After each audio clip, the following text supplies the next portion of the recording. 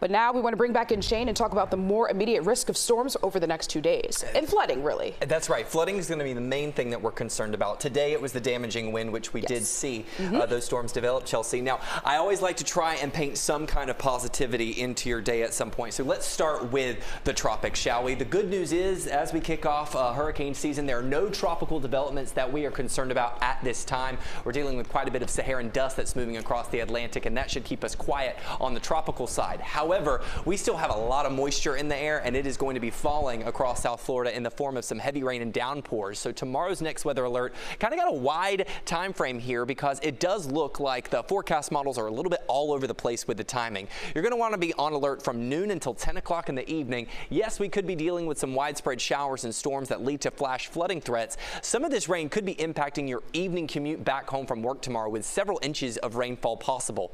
Here's a look at the flash flood threat for tomorrow. You'll notice that almost all of Broward County, all of Miami-Dade, and the upper Keys fall under that slight risk.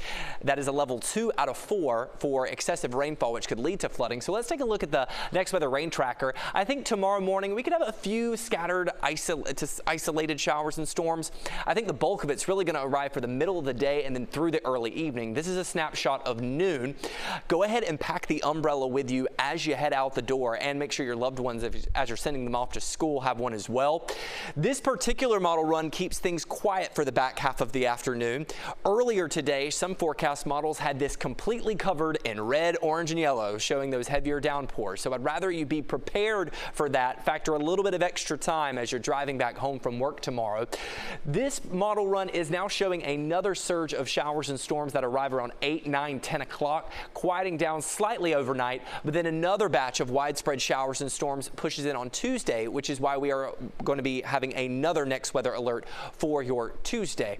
In regard to our temperatures tomorrow morning, we're going to wake up in the mid 70s for Miami-Dade and Broward County, upper 70s to lower 80s as you start your day off in the Keys. Those storm chances will be on the rise from midday and then also lingering all the way into the early evening hours. The benefit of the rain and cloud coverage is I think it will keep us in the mid to upper 80s for our afternoon highs. I think we do have the potential maybe for a few isolated spots to make it into the upper 80s like Miami.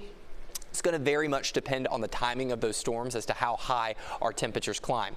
Here's a look at the flash flood threat for Tuesday, very similar to what we expect for tomorrow, but maybe just a little bit less of Broward County, closer to the Everglades. That's not going to be in that slight risk. So everyone really needs to be on alert, including the mid to upper Keys, as they still fall under that level 2 slight risk, as well as an additional several inches of rain could fall at that point as well. So once again, we have that 12 to 10 p.m. time frame, heavy rain on and off. We will also see that next weather alert on Tuesday that could be into a similar time frame, maybe even a little bit earlier. We're going to have to iron out the details on the timeline for that as we get closer to it. As we make our way throughout the next couple of days, like we're saying, it's definitely favoring Broward and Miami-Dade counties in regards to those heavier rainfall, with several inches of rain possible. As we navigate throughout the work week, afternoon highs stay in the mid to upper 80s with daily rain chances each and every day.